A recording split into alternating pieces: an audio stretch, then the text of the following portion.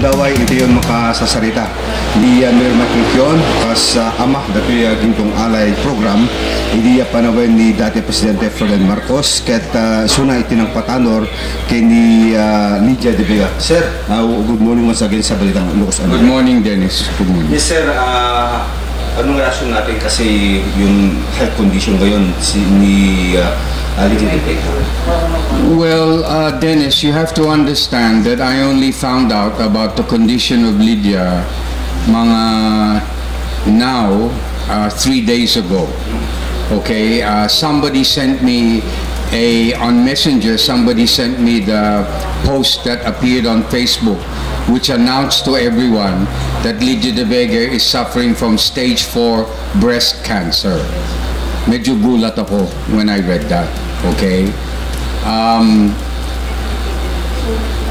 I have since then, I have talked to her daughter, Stephanie.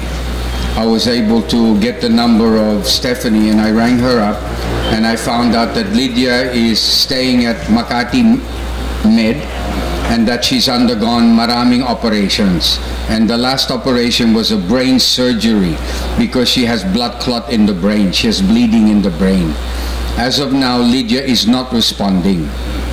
Okay, she's unconscious and parang the situation is medyo delikado. But her heart is still beating strong. So maybe there's a slim possibility that over a period of time she might improve. I'm not sure. So everyone needs to pray for Lydia. You know, Lydia was and is our greatest track athlete ever in the history of Philippine sports. And many of us feel kawawa that such a great athlete like Lydia, with such a great athletic history, is now in this situation. So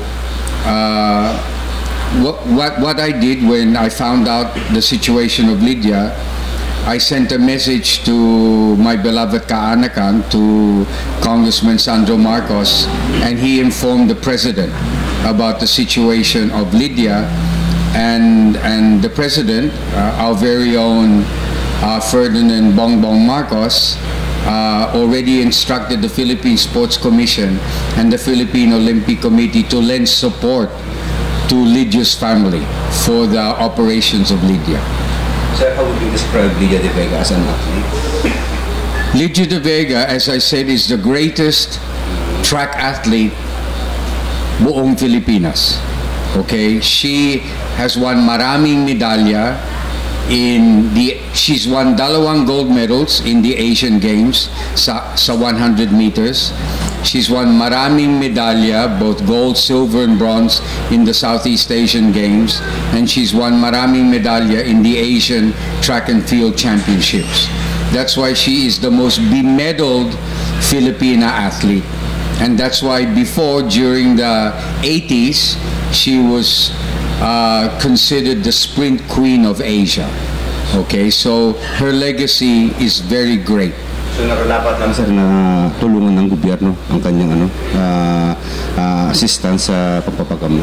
Well, as I said, the President has already instructed both the Philippine Olympic Committee and the Philippine Sports Commission to lend support. So I've been told that up to 500,000 has already been released, and even the former Gintong Alay coaches and athletes are getting together to raise funds, and there are other people, buong Filipinas and different communities that are already getting together to raise funds for Lydia De Vega. Sir, sa mga millennial na hindi kakaalam sa Gintong Alay, can you give us a background? Paano po na-create ang Gintong Alay? On October 31, 1979, President Marcos signed Letter of Instruction number 955, which created Project Gintong Alay.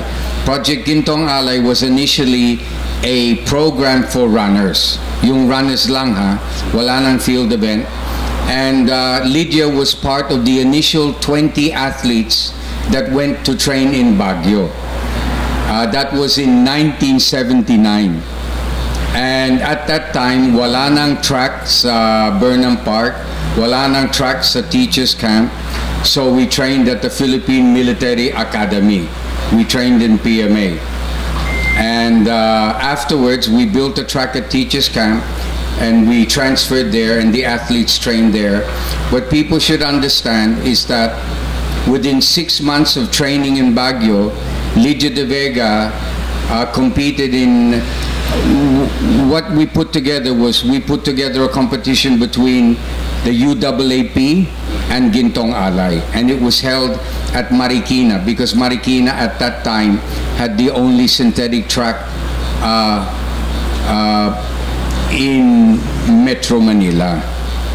Okay, at that time Lydia De Vega was 16 years old. Lydia De Vega, in the 400 meters, she broke the Asian Games record, the Southeast Asian Games record, and the Philippine record in her 400-meter event, and she was only 16. Sayang that Lydia did not continue with the 400 meters because it's medyo hard compared to the 100 and 200. So even though she became the Sprint Queen of Asia and she won maraming medalya in the 100 and the 200, when she went to the Olympics, she was eliminated agad. Okay, and that's why she should have actually run the 400 meters, because if you run the 400, if you can run 54 seconds at 16, an athlete matures physically in his early 20s, so mga between 22 to 24, Lydia would have been physically mature and she would have run mas mabilis. So if she's running 54 seconds at the age of 16, maybe by the time she's 20 and 22, she can run sub 50 seconds. Once you run sub 50 seconds, you're already an Olympic finalist. Okay? And in fact, the track and field competitions now in Europe, the winning time of the world track and field 400 is only 49 seconds. It's only 49 seconds. Lydia was running 54 seconds at the age of 16. By the time she was 20, 22, or 24, she would be running sub 50, and she could have even been an Olympic gold medalist. Okay? In other words, the time that's being run now, she could have duplicated that time in the World Championships. That's why sayang si Lydia. Lydia had so much potential, but because of the interference of people, she chose to only run in the 100 and the 200, not the 400, because the 400 is a longer event and you have to train harder. So sayang si Lydia. May yung sikreto ang pagiging runner? Hard training. Wala pang sikreto, Apo, ha? It's all training. It's all hard training. You have to train hard. You have to eat well, because food is fuel. Okay, so you have to eat very well. You should have maraming vitamina, maraming vitamin supplements. You should have maraming massage, so your katawan is always in good shape. Okay, and you must train all the time. And you must train, and that's why we chose the training site in Baguio, because Baguio is medyo mataas. Okay, Baguio is around 5,000 feet. All the top runners in the world, okay, train at high altitude. So we decided to train in Baguio because in the lowlands, it's medyo mainit. And when you sweat a lot, you lose maraming enzymes. You use maraming salt, asin, and that affects your katawan. Okay, so that's why it's good to train at high altitude where you lose less fluid. Okay? This is Balitang Ilocos Online.